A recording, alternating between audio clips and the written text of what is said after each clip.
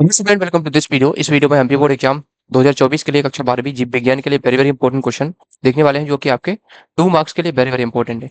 देखिए, 2 अंक के प्रश्न आपके 14 अंक कंप्लीट करा के जाएंगे, क्योंकि ये आपके 7 प्रश्न पूछे जाने हैं। ठीक है, इस वीडियो में आपको टॉप प्रश्न बताए जाएंगे, जो कि आपकी परीक्षा के लिए वेरी वेरी इंपॉर्टेंट है। साथ ही आंसर भी मैं बताऊंगा। सभी प्रश्नों को देखिए, अच्छे से कंप्लीट कीजिएगा। जो लोग जानकारी टीच यूट्यूब चैनल से पहली बार जुड़ रहे हैं, तो इस चैनल को सब्सक्राइब कर लें, क्योंकि एमपी बोर्ड की संपूर्ण तैयारी यहाँ पर कराई जाती है। चलिए पढ़ते हैं, सभी प्रश्नों को एक एक करके कंप्लीट करते हैं। पहला क्वेश्चन है, बहुविरूढ़ता या पॉली एम्ब्रियोनी क्या होती है। ठीक है, देखिए मैं आपको बता दूं, जो लोग सभी वीडियोस देखना चाहते हैं तो प्लेलिस्ट पे जाइए। प्लेलिस्ट बना दी है मैंने 12th की इंपॉर्टेंट क्वेश्चन की, तो वहां से आपको सभी वीडियोस मिल जाएंगे। ठीक है, चैनल पे जाना है आपको, प्लेलिस्ट पे जाना है। तो देखिए, बहुविरूढ़ता या पॉली एम्ब्रियोनी क्या है। जब एक बीजांड में एक से अधिक भ्रूण उत्पन्न हो जाते हैं, तो इस दशा को बहुविरूढ़ता कहते हैं। ठीक है, या यह अनावृत बीजी पौधों में सामान्य घटना है। अनावृत बीजी जो पौधे होते हैं उनमें सामान्य घटना है, लेकिन आवृत बीजी जो एंजियोस्पर्म प्लांट होते हैं उनमें ये बहुत कम पाई जाती है। ठीक है, ठीक है। तो जिम्नोस्पर्म में तो पाई जाती है, ये सामान्य घटना है, लेकिन एंजियोस्पर्म में कम पाई। ठीक है, देखिए, 2 प्रकार की होती है, वास्तविक बहुरूढ़ता और मिथ्या बहुरूढ़ता। उदाहरण देख सकते हैं बहुरूढ़ता के, देखिए संतरा, नींबू और आम, इनमें बहुरूढ़ता पाई जाती है। अगला क्वेश्चन देखिए, अगला क्वेश्चन हमारे सामने क्या है, पर परागण। अच्छा, सेकंड क्वेश्चन देखिए पहले, विपुंसन क्या है, पुंसन किसे कहते हैं, एमैस्कुलेशन। देखिए, मादा जनक के पुष्पों से कलिका अवस्था में पराग कोषों की चिमटी द्वारा काटकर, मतलब उनको अलग कर देना, विपुंसन कहलाता है। ठीक है, पादप प्रजनक द्विलिंगी पुष्पधारी पौधों को मादा जनक के रूप में प्रयोग करने पर इस तकनीक का प्रयोग किया जाता है। देखिए, जो द्विलिंगी पुष्प होते हैं, ठीक है, जैसे द्विलिंगी द्विलिंगी पुष्प है कोई, तो उसमें आप देख सकते हैं कि ये पोलेन है आपके। ठीक है, ये मतलब ये जो पोलेन्स है,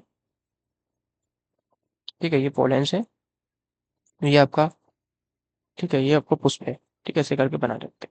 तो ये पोलेन्स, इनको काट दिया जाता है। इनको काट देंगे तो क्या होगा, ये मादा पुष्प की तरह व्यवहार करेगा, क्योंकि इसमें केवल क्या बचा, ये हमें वर्तिकाग्र बचा। यानी जो आपका इसमें अंडक है पूरा, ये बचेगा, केवल मादा वाला भाग। इनको हम काट देते हैं। ये घटना जो होती है इमेस्कुलेशन कहलाती है, विपुंसन कैसे मतलब कहलाती है। ठीक है, तो ये विपुंसन होता है। अगला क्वेश्चन देखिए, पर परागण के 2 लाभ लिखिए। देखिए, पर परागण क्या होता है, पर परागण, देखिए जब एक पुष्प के परागकण दूसरे पुष्प के पराग कोष पर दूसरे पुष्प के वर्तिकाग्र पर पहुंचते हैं, ठीक है, परागकण, तो ये होता है अपना क्या, पर परागण। ठीक है, इसको देखिए, हम देखते हैं। एक सेकंड, तो चेंज कर लो मैं कलर। देखिए, पर परागण से एक नई जाति का निर्माण होता है। पर परागण से उत्पन्न बीजों से बने पौधे सुंदर, मजबूत और स्वस्थ होते हैं। ठीक है, पर परागण देखिए, जैसे एक पुष्प है ये, ठीक है, पुष्प है, जैसे हमने बना दिया ये पुष्प है। ये, हालांकि मैं उतना अच्छे से ड्रॉ नहीं कर पा रहा हूँ इस पे, लेकिन फिर भी मैं कोशिश करता हूँ। ये आपका पुष्प है, ये वर्तिकाग्र वाला हिस्सा है, ये इसके पोलन है। ठीक है, ये पोलन है, ऐसे करके ये पोलन। ठीक है, अब क्या होगा, दूसरा पुष्प भी है ऐसा। ठीक है, ये दूसरा पुष्प है, तो इसके जो पोलन ग्रेन है, ये पराग कण यहाँ से जाके दूसरे पुष्प के वर्तिकाग्र तक पहुंचते हैं, तो ये होता है पर परागण। यदि इसी पुष्प के परागण इसी पौधे के वर्तिकाग्र पर पहुंचते हैं, ये स्वपरागण। ठीक है, तो ये याद रखना है आपको, दूसरे पौधे के वर्तिकाग्र पर पहुंचते हैं, दूसरे पुष्प के, ठीक है, दूसरे पौधे के पुष्प के, तो ये होता है अपना पर परागण। ठीक है, तो याद रखें आप लोग। दूसरा क्वेश्चन देखिए, अगला है, परागण भित्ति की रचना में टेपिटम की भूमिका लिखिए। परागण भित्ति क्या होती है, जो अपना पोलन ग्रेन होता है, उसकी आंतरिक परत जो होती है वो होती है टेपिटम। परागण भित्ति, टेपिटम परागकोश या लघु बीजाणुधानी की सबसे, मतलब जो परागण भित्ति जो होती है, लघु बीजाणुधानी की सबसे आंतरिक परत होती है। ठीक है, फोर्थ परत होती है, जो भीतरी परत होती है। टेपिटम पराग कणों की बाह्य भित्ति पर एक तेलीय परत बनाता है, तथा स्पोरोपोलिन जैसे प्रतिरोधी पदार्थ के निर्माण में भी इसकी भूमिका होती है। ठीक है, तो ये आप याद रखें, परागण भित्ति। प्रसव किसे कहते हैं, प्रसव को प्रयोग करने वाले हार्मोन का नाम लिखिए। प्रसव क्या होता है, देखिए, मानव में सगर्भता की औसत अवधि 9.5 माह होती है। सगर्भता के अंत में गर्भाशय के जोरदार संकुचन के कारण गर्भ बाहर निकला। गर्भ के बाहर निकलने की इस प्रक्रिया को शिशु जन्म या प्रसव कहा है। प्रसव को प्रेरित करने वाले हार्मोन ऑक्सीटोसिन है। ठीक है, ऑक्सीटोसिन है, याद रखें। अनिषेक फलन क्या होता है, वेरी वेरी इंपॉर्टेंट क्वेश्चन। देखिए, कभी कभी कुछ पौधों में बगैर निषेचन के अंडाशय सामान्य फल के रूप में विकसित हो जाता है। ठीक है, निषेचन होगा ही नहीं, जो अंडाशय है वो फल में परिवर्तित हो जाएगा। इस प्रकार से जो फल बनते हैं वो अनिषेक फलन कहलाते हैं, जैसे केला, सेब, अंगूर, नाशपाती, इनमें बीज आप देख सकते हैं, ठीक है? जैसे अमरूद आदि में प्राकृतिक रूप से अनिषेक फलन पाया जाता है, ठीक है? अगला क्वेश्चन देखिए, असंग जनन एपोमिक्सिस क्या है? इसके प्रकार महत्व लिखिए। असंग जनन देखिए, असंग जनन एक अलैंगिक विधि है जिसमें संतति का निर्माण युग्मकों के संलयन के बिना होता है, ठीक है? जो गैमीट होते हैं वो आपस में संलयित किए बिना ही क्या हो जाता है, ठीक है? इसमें संतति का निर्माण हो जाता है, मतलब आपका जो यहाँ पर युग्मनज है, ठीक है, जाइगोट बनेगा ही नहीं। असंग जनन के प्रकार अनिषेक जनन में दो प्रकार की जनन प्रक्रिया है, बीजाणुद्भेद और असंजनन। युग्मकोद्भेद असंजनन। असंजनन का महत्व है, यहाँ पे देख सकते हैं, असंजनन में गुणसूत्र का वियोजन और पुनर्संयोजन नहीं होता है, अतः इसमें पौधे के लाभदायक गुणों का निश्चित काल तक सुरक्षित रखा जा सकता है। तो आप लोग केवल इतना याद रखिए, असंजनन, ठीक है? उसके बाद देखिए, द्विसंकर क्रॉस क्या है? वेरी वेरी इंपॉर्टेंट क्वेश्चन है, डाई हाइब्रिड क्रॉस, ठीक है?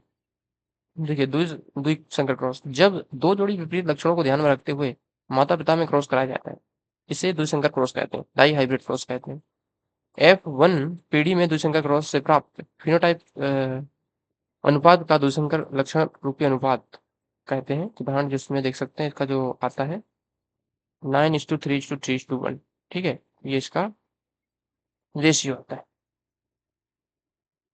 अगला देखिए, क्या है इसमें? ब्रूड पोष क्या है? ब्रूड पोष बीज का मुख्य भोज्य पदार्थ संग्रह होता है, ठीक है? इसमें भोजन संग्रहित रहता है जो भ्रूण के विकास एवं बीज के अंकुरण में मतलब समय प्रयुक्त होता है। भ्रूण पोष के कारण भ्रूण का उचित परिवर्तन होता है तथा अच्छे स्वस्थ बीज बनते हैं। अगला देखिए, सेमाइनल प्लाज्मा के प्रमुख संगठक कौन कौन से हैं? शुक्राशय, ब्रोस्ट्री ग्रंथि एवं बल्बोयूरेथ्रल ग्रंथियां का स्त्राव शुक्रिय प्रद्रव्य यानी सेमाइनल प्लाज्मा कहलाता है। इसमें फ्रक्टोज, कैल्शियम तथा कुछ एंजाइम पाए जाते हैं। अगला देखिए, प्लासेंटा के कार्य लिखिए। प्लासेंटा के कार्य देखिए, पोषण, श्वसन एवं उत्सर्जन में मदद करता है, भ्रूण की रोगों से रक्षा करता है, हार्मोन का स्त्राव करता है, मानव अपराध लैक्टोजन हार्मोन हार्मोन, ठीक है, मानव अपरा लैक्टोजन हार्मोन ग्रंथियों की स्तन ग्रंथियों की वृद्धि को उत्तेजित करता है। उसके बाद देखिए, पुरुषों में वृषण उदर गुहा के बाहर क्यों पाए जाते हैं? देखिए, नर में एक जोड़ी वृषण उदर गुहा के बाहर पाए जाते हैं, जो वृषण कोश यानी स्कॉटम में बंद रहते हैं। शुक्राणु निर्माण के लिए जो तापक्रम चाहिए होता है हमें, वो नॉर्मल टेम्परेचर जो रहता है उससे 2 डिग्री सेल्सियस कम होना आवश्यक है, अन्यथा शुक्राणु जनन नहीं हो पाएगा, मतलब जो शुक्राणु है वो मर जाएंगे, निर्माण नहीं हो पाएगा उनका, ठीक है? इसी कारण उदरग्रह के बाहर रहते हैं, जिससे वो उसका जो टेम्परेचर है वो नॉर्मल टेम्परेचर से, अपने शरीर के टेम्परेचर से कम रहता है वहाँ का टेम्परेचर, ठीक है? याद रखें ऐसा। कार्बोक्स ल्यूटियम एवं एक्रोसोम के कार्य लिखना है, तो कार्बोक्स ल्यूटियम से प्रोजेस्टेरोन हार्मोन स्रावित होता है, जो ऋतुस्राव को नियंत्रित करता है, गर्भधारण में सहायक होता है। एक्रोसोम के कार्य देखिए, एक्रोसोम का मुख्य कार्य अंडाणु को सक्रिय करना होता है। इसमें अवघटनीय एंजाइम पाए जाते हैं जो अंडाणु के बाहरी परत खोलने का कार्य करते हैं, ठीक। ऋतुधर्म या ऋतुस्राव या रजोधर्म चक्र क्या होता है? देखिए, स्त्रियों में अंडाणुओं का निर्माण एक चक्र के अधीनस्थ पूर्ण होता है। इस चक्र की अवधि 26 से 28 दिन होती है। अंडाणु के निषेचित न होने की स्थिति में अंडोत्सर्ग के 14 दिन बाद गर्भाशय के अंत स्तर की कोशिकाएं एवं रुधिर वाहिनियां भी फट जाती हैं तथा अनिश्चित अंडाणु भी नष्ट हो जाते हैं। फलस्वरूप क्षतिग्रस्त झिल्लियां, विघटित ऊतक, श्लेष्मा एवं अंडाणु संयुक्त रूप से दूषित रूप में स्त्री की योनि द्वार से 3-4 दिनों तक स्रावित होता है। इसे आदर तक या मातृ धर्म चक्र कहा जाता है। उत्परिवर्तन क्या होता है? देखिए, जीन की संरचना में अचानक होने वाले परिवर्तन को उत्परिवर्तन कहते हैं। यह परिवर्तन किसी बाहर कारक या जीन विनिमय या क्रॉसिंग ओवर के कारण हो सकता है। एंटीकोडन को परिभाषित करना, देखिए, टीआरएनए पर स्थित एक त्रिक जो एमआरएनए में कोडोन का पूरक होता है, एंटीकोडन कहलाता है। एयू का एंटीकोडन यूएसी हो जाएगा, ठीक है? एडेनिन का यूरेसिल, यूरेसिल का एडेनिन, गुआनिन का साइटोसिन, ठीक है? ये इनके पूरक क्षार होते हैं। मतलब देखिए, एमआरएनए किस प्रकार भिन्न है टीआरएनए से? देखिए, एमआरएनए का निर्माण केंद्रक में होता है तथा यह प्रोटीन संश्लेषण की सूचना को राइबोसोम तक ले जाता है, जबकि टीआरएनए अमीनो अम्लों को कोशिका द्वारा द्रव्य से लेकर राइबोसोम पर स्थित एमआरएनए तक ले जाता है। मतलब देखिए, बीजों में प्रसुप्ति के कोई दो कारण लिखिए। कठोर और अपारगम बीज कवच बीज को प्रसुप्ति अवस्था में रखता है। कुछ पौधों के बीजों में भ्रूण अपरिपक्व अवस्था में रहता है, जिसके कारण बीज प्रसुप्ति होती है, जैसे ऑर्किड। अगला देखिए, एमटीपी क्या है? वेरी वेरी इंपॉर्टेंट क्वेश्चन है। मेडिकल टर्मिनेशन ऑफ प्रेगनेंसी क्या होती है? देखिए, एमटीपी से तात्पर्य गर्भावस्था पूर्ण होने से पहले स्वैच्छिक रूप से गर्भ के समापन को प्रेरित करना है। एमटी का पूरा नाम है, एमटीपी का चिकित्सीय सगर्भता समापन यानी मेडिकल टर्मिनेशन ऑफ प्रेगनेंसी, ठीक है? अगला देखिए औषधि व्यसन क्या है? शारीरिक तथा मानसिक रूप से नशीले दवाओं एवं नशीले पदार्थों पर निर्भर होना औषधि व्यसन कहलाता है या एडिक्शन कहलाता है। ठीक है। टेस्ट ट्यूब बेबी क्या होता है? इसको परिभाषित वेरी वेरी इंपॉर्टेंट क्वेश्चन है। टेस्ट ट्यूब बेबी क्या होता है? देखिए, जब निषेचन उपरांत गर्भाशय शिशु की वृद्धि एवं विकास कृत्रिम वातावरण में कराया जाता है तो इस प्रकार के से जो उत्पन्न होता है शिशु उसे कहते हैं टेस्ट ट्यूब बेबी, जो प्रखर शिशु कहते हैं। अगला देखिए, प्रतिजैविक एंटीबायोटिक क्या है? उदाहरण लिखिए दीजिए।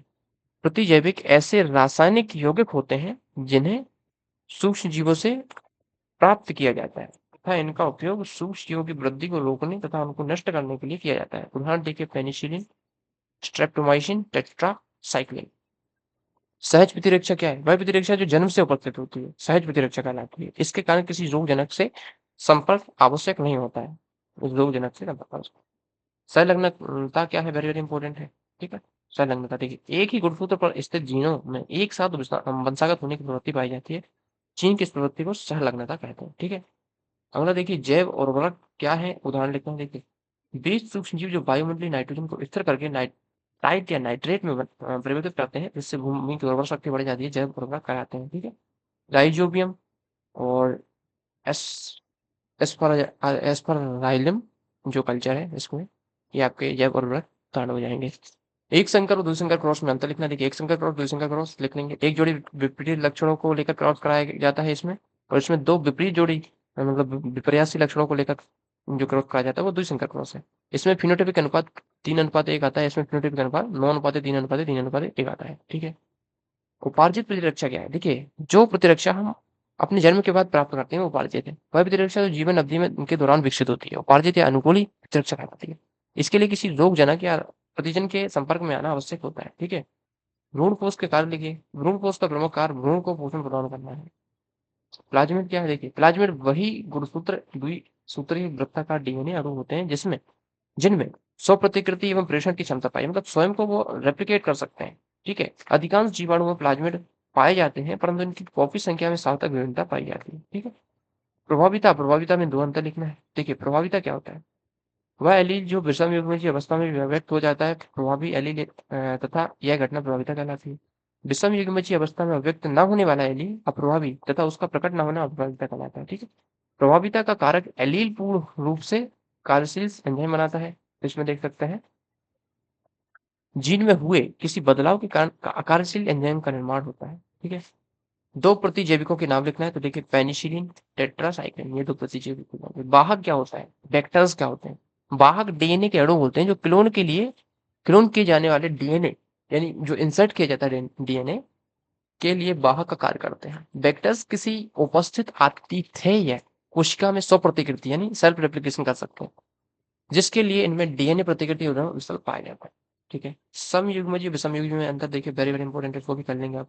अगला देखिए, एक्सॉन की उपयोगिता क्या है? तो इसको भी कंप्लीट कर लीजिए। उसके बाद देखिए, मेंडल ने अपने प्रयोग में मटर के पौधे का चयन क्यों किया? तो देखिए, वेरी वेरी इंपॉर्टेंट है। मटर के पौधे का जो पौधा है वो 1 वर्षीय होता है अर्थात इसका जीवन काल अत्यंत छोटा होता है, इसके कारण परिणाम जल्दी प्राप्त होते हैं।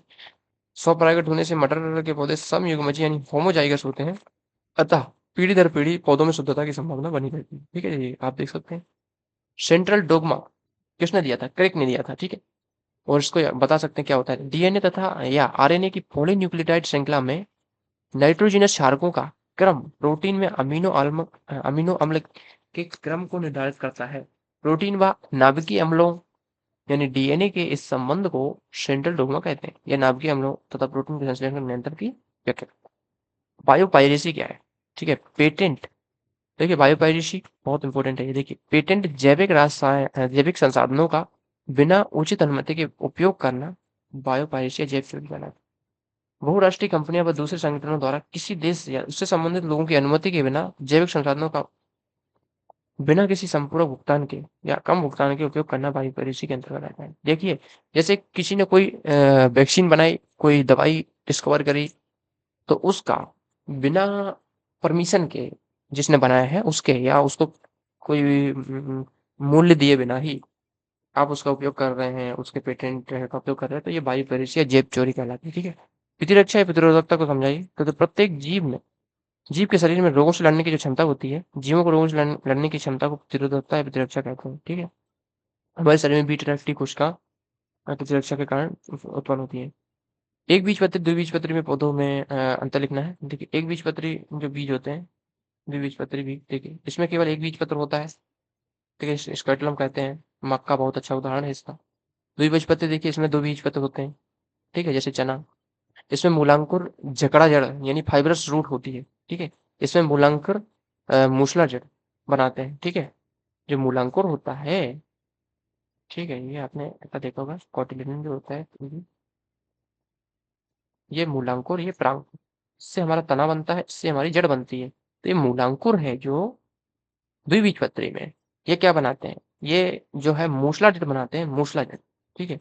और ये बनाते हैं फाइब्रस रूट, जिसमें ऐसे ऐसे करके फाइबर्स होते हैं। तो ये एक बीजपत्री बनाते हैं फाइबर रूट। तो इसको मैं थोड़ा क्लीन कर दूं, ये आपको दिख नहीं रहा होगा। चलिए आगे देखते हैं, अगला क्वेश्चन क्या है। अगला क्वेश्चन है, इसमें प्रायः अधोभूमिक अंकुरण होता है, इसमें प्रायः ऊपरी भूमिक अंकुरण होता है, ठीक है। ये भूमि के नीचे और ये भूमि के ऊपर। अगला देखिए BOD, very very important question है, बायोलॉजिकल ऑक्सीजन डिमांड या बायोकेमिकल ऑक्सीजन डिमांड, इसको दोनों ही बोल सकते हैं। इसका केवल फुल फॉर्म ही आता है आपके एग्जाम में, ठीक है, एक नंबर में। इसको अच्छे से याद कर लीजिए, बायोकेमिकल ऑक्सीजन डिमांड, ठीक है। ऑक्सीजन की उस मात्रा को कहते हैं जो 1 लीटर जल में उपस्थित सूक्ष्म जीवों के हानिकारक पदार्थों के अपघटन के लिए आवश्यक होती है। इसके द्वारा जल प्रदूषण के स्तर को मापा जाता है, ठीक है। तो ये बीओडी होता है, बायोकेमिकल ऑक्सीजन। सर्टुली कोशिकाएं कहाँ पाई जाती है, इनका क्या कार्य है, देखिए। सर्टुली कोशिकाएं वृषण में पाई जाती है। ये कोशिकाएं शुक्राणुओं को अवलंबन, सुरक्षा एवं पोषण प्रदान करती है, ठीक है। तो ये आपकी सर्टुली सेल्स हो जाएगी। अगला देखिए, बिंदु उत्परिवर्तन क्या है, उदाहरण सहित लिखिए। जीन के किसी एक क्षारक में हुआ परिवर्तन या प्रतिस्थापन, विलोपन या निवेशन बिंदु उत्परिवर्तन कहलाता है, ठीक है। सिकल सेल एनीमिया का यहाँ पर उदाहरण दिया गया है, इसको देख सकते हैं आप। जीएमओ क्या होते हैं, very very important, genetically modified organism. इसका भी फुल फॉर्म पूछ लिया तो आपको अच्छे से लिखना है इसको, जेनेटिकली मॉडिफाइड ऑर्गेनिज्म, ठीक है। ट्रांसजेनिक जीव भी बोलते हैं। देखिए वे जीव जिनमें एक या एक से अधिक जीन्स का समावेशन होता है, अनुवांशिक रूपांतरित जीव या ट्रांसजेनिक जीव कहलाते हैं। अनुवांशिक रूप से रूपांतरित जीव होते हैं ये जंतु, पौधे या जीवाणु कोई भी हो सकते हैं, ठीक है। बैगिंग किसे कहते हैं, ठीक है। पादप प्रजनन कृत्रिम परागण कराने के लिए पुष्पों को कली अवस्था में ही पॉलीथीन या बटर पेपर से ढक देते हैं, इस तकनीक को बैगिंग कहते हैं, ठीक है। पुष्प है, अपन नहीं चाहते कि इसमें पर परागण हो या स्वपरागण या कुछ भी हो, ठीक है। तो हम क्या करेंगे, उसके पुष्प को ही ढक देंगे और बैग से बंद कर देंगे, तो बैगिंग होता है। क्राई प्रोटीन क्या होता है, क्राई प्रोटीन देखिए, मृदा जीवाणु बेसिलस thuringiensis के कुछ विभेद एक प्रकार के प्रोटीन के क्रिस्टल्स उत्पन्न करते हैं या रवे उत्पन्न करते हैं, जिससे क्राई प्रोटीन या बीटी विष कहते हैं। जैव बीटी जीव विष जिस जीन द्वारा कोडबद्ध होते हैं उसे क्राई जीन कहते हैं, ठीक है। पहला देखिए, इंट्रॉन क्या है। जीन की संरचना में एक्सॉन के बीच बीच में नॉन कोडिंग भाग पाए जाते हैं, जिन्हें इंट्रॉन कहते हैं। प्रतिजैविक के दो लक्षण लिखिए। यह आहार नाल में उपस्थित सूक्ष्मजीवों को हानि न पहुंचाए, यह मेजबान पर हानिकारक का प्रभाव न डाले, ठीक है। अगला क्वेश्चन देखिए, त्रिसंलयन क्या होता है, वेरी वेरी इंपॉर्टेंट है। त्रिसंलयन अच्छे से कर लीजिए इसको, ठीक है। देखिए त्रिसंलयन बीजांड में स्थिर भ्रूणकोश में संपन्न होता है। पराग नलिका भ्रूणकोश में प्रवेश के बाद दो नाली युग्मक उसमें मुक्त करती है, ठीक है। जो पराग नलिका हमारी बनती है पोलन ट्यूब, तो पोलन ट्यूब बनती है भ्रूणकोश में प्रवेश के बाद दो नाली युग्मक उसमें मुक्त करती है। इसमें से एक नाली युग्मक भ्रूणकोश की केंद्रीय कोशिका से, ठीक है, ये इसमें देख सकते हैं दो आए, इसमें एक जो केंद्रीय कोशिका रहती है, सेंट्रल सेल रहती है, उससे संलेत होता है, ठीक है। ये दो पोलर न्यूक्लियर रहते हैं, इनसे एक संलेत हो जाता है एक, तो ये 3n कंडीशन बन जाती है। और एक जो यहाँ पर जो एक्सेल रहती है उससे संलेत होता है, ठीक है। तो ये यहाँ पर दो ही निषेचन हुआ, और त्रिसंलयन इसलिए बोल रहे हैं क्योंकि ये 3 न्यूक्लियस यहाँ पर फ्यूज कर रहे हैं, ठीक है। तो इस प्रकार 3 केंद्रकों के संलयन से प्राथमिक भ्रूणकोश केंद्रक का निर्माण होता है। प्राथमिक एंडोस्पर्म न्यूक्लियर, जिसे पीईएन बोलते हैं, प्राथमिक भ्रूणकोश न्यूक्लियस यानी केंद्र का निर्माण होता है, जो त्रिगुणित होता है, यह त्रिसंलयन कहलाता है, ठीक है। एक नर युग्मक प्लस दो ध्रुवीय केंद्र, त्रिगुणित प्राथमिक भ्रूणकोश केंद्र, कैसे, ठीक है। अगला देखिए, आंतरिक निषेचन और बाह्य निषेचन में अंतर बताना है। देखिए आंतरिक निषेचन इंटरनल फर्टिलाइजेशन, बाह्य निषेचन external fertilisation, very very important है। यह प्रक्रिया शरीर के अंदर अंडवाहिनी में होती है, प्रक्रिया शरीर के बाहर खुले स्थान में होती है, ठीक है। इसमें महत्वपूर्ण बात, सहायक प्रजनन अंग पाए जाते हैं, मनुष्य में होता है जो, इसमें महत्वपूर्ण सहायक प्रजनन अंग का वह होता है, जैसे मेढक, ये पानी में छोड़ देते हैं अपने गैमीट और पानी में ही निषेचन हो जाता है, ठीक है। अगला देखिए, बोतल में बंद गंगा जल बहुत अधिक समय तक रखने पर भी नहीं सड़ता, इसका क्या कारण है। देखिए गंगा जल में बरसों से मृत शरीर तथा अन्य उत्सर्जी पदार्थों का विसर्जन किया जाता है। लेकिन जीवाणुभोजी की उपस्थिति, जीवाणुभोजी एक वायरस होता है, ठीक है? ये क्या करता है, जो बैक्टीरिया है उसको मार देता है, ठीक है? खा लेता है मतलब। उपस्थिति के कारण जल में बोतल-बंद अधिक समय तक सुरक्षित रहता है शक्कर। अगला क्वेश्चन देखिए, भारत में जनसंख्या वृद्धि के कारण क्या है? देखिए, जन्म दर में वृद्धि होना, मृत्यु दर में कमी होना, प्रजनन दर का उच्च होना, कम उम्र में विवाह होना, निरक्षरता, ये सभी कारण हैं, ठीक है? जनसंख्या विस्फोट को परिभाषित कीजिए, जनसंख्या वृद्धि के उपाय बताइए। देखिए, ये देख सकते हैं, शीघ्र एवं अनियमित जनसंख्या वृद्धि को जनसंख्या विस्फोट कहते हैं। ये उपाय है गर्भ निरोधक गोलियों का उपयोग करना। देखिए, ये 3 नंबर के हिसाब से भी आ सकता है, तो 3 नंबर में मैंने आपको पहले ही मतलब ये बता ही दिया है वीडियो में, तो उसमें आप देख सकते हैं, ठीक है? तो प्रमुख कारण ये। जिप्ट का नाम लिखिए, ठीक है? Zygote intrafallopian transfer. और जिफ्ट क्या होता है? GIFT, gamete intrafallopian transfer. यहाँ पर जी का बस अंतर आपको कर देना है, यहाँ पर ये गिफ्ट हो जाता है और ये जिफ्ट हो जाता है, ठीक है? ये जाइगोट हो जाता है, ये गैमीट हो जाता है, ठीक है? ये गैमीट, ये गैमीट होता है, ठीक है? जिप्ट गिफ्ट में अंतर देखिए, जिप्ट में निश्चित द्विगुणज को फैलोपियन नली के अंदर रखा जाता है और गिफ्ट में अनुरूप अंडाणु एवं कक्षपणों को फैलोपियन नली के अंदर रखा जाता है। इसमें निश्चित शरीर के बाहर संपन्न होता है, इसमें शरीर के अंदर संपन्न होता है, ठीक है? सही जीविता और सही भोजिता में अंतर।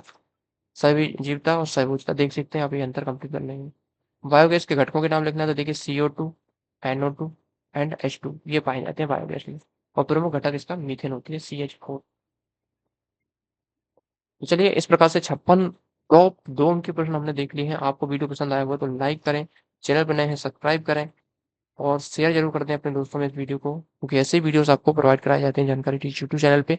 देखिए, मैं 3 अंक का भी वीडियो बना दिया हूँ, वो भी आपको जल्दी प्राप्त होने वाला है, ठीक है? शेड्यूल पे लगा दिया है, वो भी आपको इस वीडियो के बाद ही प्राप्त हो जाएगा। Thanks for watching. 4 अंक के भी हम जल्दी देखेंगे और कंप्लीट कर लीजिए आप लोग सभी जो क्वेश्चन बताए हैं, इनसे आपके डेफिनिटली पेपर में आएँगे।